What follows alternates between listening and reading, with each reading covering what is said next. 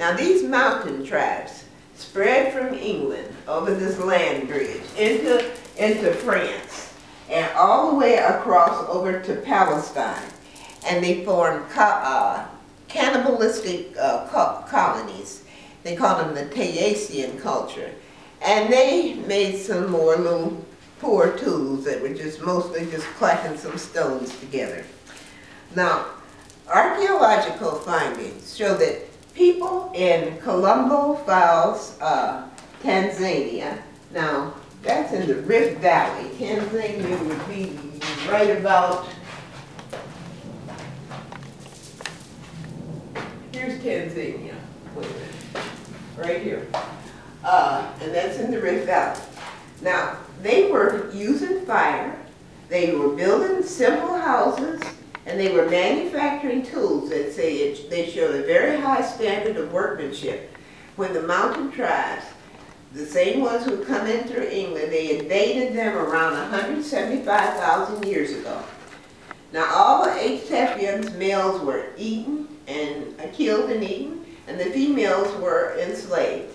And anthropologists state that Homo sapiens completely disappeared 175,000 years ago, and the resultant population in Africa consisted of near Neanderthal types. Mountain tribes attacked the people of Somme Valley, India. Now by that time, the glacial ice and land bridges connected Borneo, Sumatra, and Java, all this region in here, and Australia and Tasmania.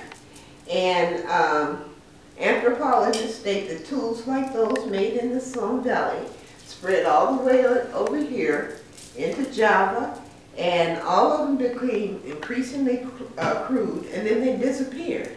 However, tools in China, they carried some of these people into China, and the tools there showed a marked improvement. That's because the Peking tribes had some Gigantopithecus or Yeti heritage, and that was still expanding. Now, after the invasions, generation after generation of mixed-race people mated with each other. Those who had similar or comparable traits and habits merged with each other, and they either concentrated Homo sapiens or they concentrated mountain heritage, one or the other. Now, at the same time, the earth was becoming slowly becoming warmer, and the people with the strong mountain heritage were unable to adapt to these warmer temperatures, and they've suffered from bleeding and clotting disorders, and they slowly passed into extinction. Reappeared in South Africa. I thought I had a map over here. In Orange Free State and North Cape Province around 150,000 years ago. And at that same time, the glaciers start again forming in Greenland. Now, around 130 years ago, glaciers formed in New Zealand, Australia, and the sea levels dropped sharply. As the mountains in that area became more heavily glaciated, as the ice built up, and it became heavier and heavier, the oblate region became spread out, and it became more oblate. And another interglacial warming started around 130,000 years ago. That it became warm in Africa and in Europe, but it was cold, it was glaciated in Asia. And then people in Tanzania, in Ethiopia, and in South Africa, by 120,000 years ago, they all look like Homo sapiens again. Now, the first progressive or classic Neanderthals appeared in Rabat, Morocco, around 130,000 years ago. This is when it started getting warm. They appeared. Now, the Neanderthals were changing, mutating people. They could merge with the mountain tribes, or they could merge with the natives. They had both heritages. So Dr. LaGrosse Clark, he's a well-known anthropologist, he described the progressive Neanderthals as a sort of evolutionary retrogression. Progressive Neanderthals had a flat cranial roof, a receding forehead, enormous brow ridges, and a big face with a large bulbous nose. Their teeth were large and they had huge muscles at the nape of the necks. Now males had an average height of 5'4", and females had 5 feet. Both sexes were extraordinarily muscular, with short legs and long bodies. Now the average brain capacity was 1,600 cc's, which is larger than that of the modern day people. Now progressive Neanderthals are considered to be a subspecies of Homo sapiens because they were concentrating Homo sapiens heritage. Modern science says at that time, people in East Central Europe, Russia, Southwestern Asia, Iran, and Turkey did not show traits of progressive Neanderthals, as did people of Western Europe. That's because the people over in Asia were not concentrating Homo sapiens heritage. Progressive Neanderthal fossils that date from 120,000 years ago were found in West Germany, France, Spain, Italy, and Shenandoah, Iraq, and in the Crimea. Let's see if we can point. Crimea would be right about, let me see, should be right about here.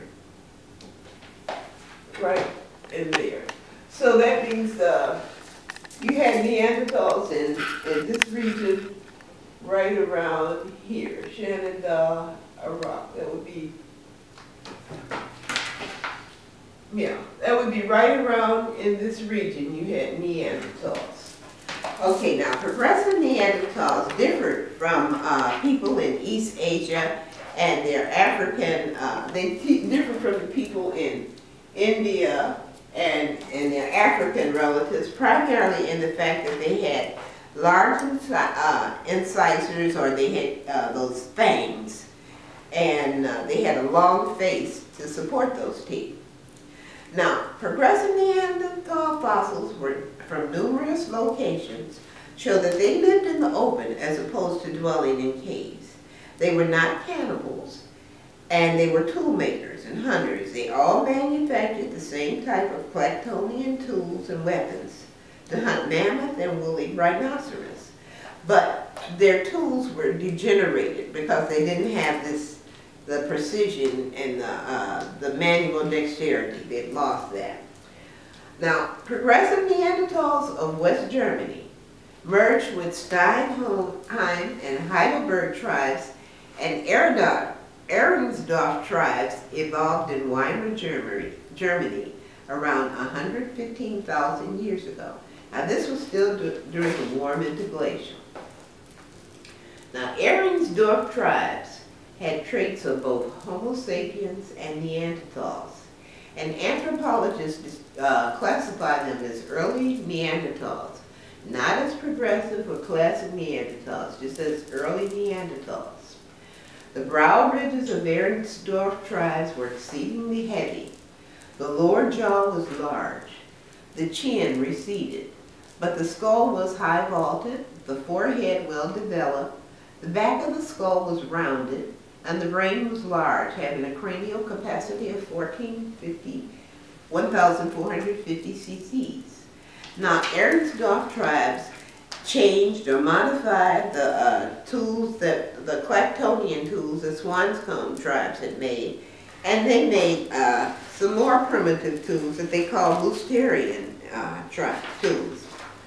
Now, fossils of plants and animals show that Ehrensdorf tribes lived in Weimar, Germany, and made Mousterian tools during the warm interglacial. They were in the lowest part of the oblate region. Now, geochronologists state that the ice began to build up around 120,000 years ago, and then it overflowed in reverse directions. The Scandinavian ice sheet again edged southwards from northern Germany into Central Europe, European Russia, and Siberia, spreading far into the plains. Now, Himalayan ice invaded Afghanistan, Iran, and the Punjab on 2 occasions. Now, anthropologists traced the route of Aryan tribes. They migrated with the flow of ice around 110,000 years ago. Now, their tools, dating from 105,000 to 100,000 years ago, were found in the Gobi Desert, and Peking tribes passed to extinction, indicating that Aryan tribes captured them, killed the males, and merged with the females. Now, Mousterian tools that date from 100,000 years ago were found in caves and rock shelters of the Zagros Mountains of Iran. And both Java and Aryan tribes passed to extinction, as their descendants evolved to worm Neanderthals. In other words, when Aryan tribes killed the Java tribes and merged with the females, they changed into worm Neanderthals. Now, worm Neanderthals were the polar opposite of progressive Neanderthals. Progressive Neanderthals were evolving to Homo sapiens, or man, and worm Neanderthals were degenerating or deteriorating predatory ape men. Listen to this description of worm Neanderthals. I wish I had a picture, but I don't.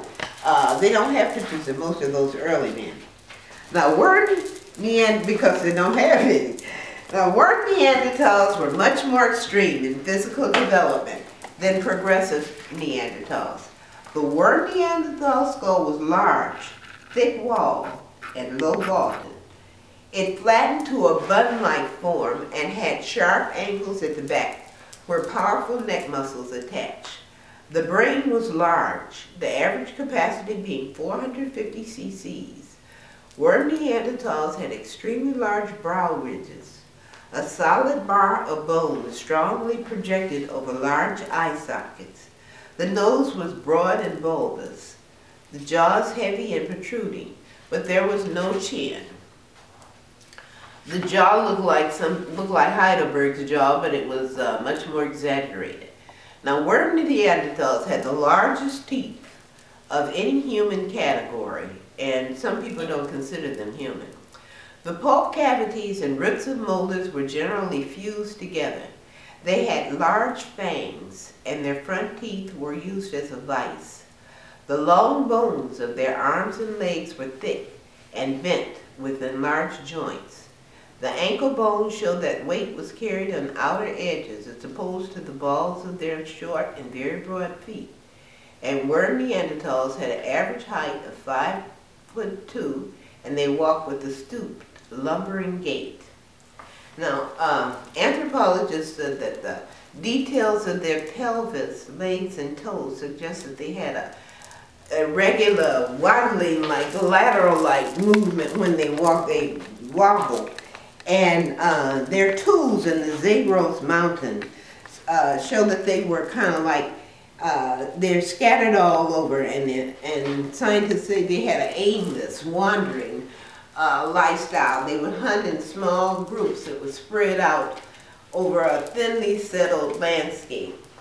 Now, they had fire, but their fireplaces were such simple, little shallow things, and they said they couldn't have given much heat.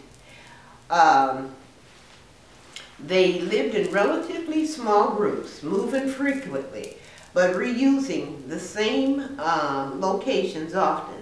This is indicated by the small size of their sites and by the considerable depth of debris at a number of sites, combined with the evidence from their leg bones for high levels of irregular movement over the terrain. They say the difficult existence of Neanderthals is reflected in the high frequency of traumatic injury. The remains of all older individuals show signs of serious wounds, sprains, or breaks. Abundant evidence of nutritional deprivation during growth. More than 75% have evidence of growth defects in their teeth and low life expectancies. Few live past 40 years and almost none live past 50 years. Now, there is rare evidence that they ate nuts, tubers, and other plant foods when available. The animal bones they abandoned indicate that they were able to hunt small and medium-sized animals.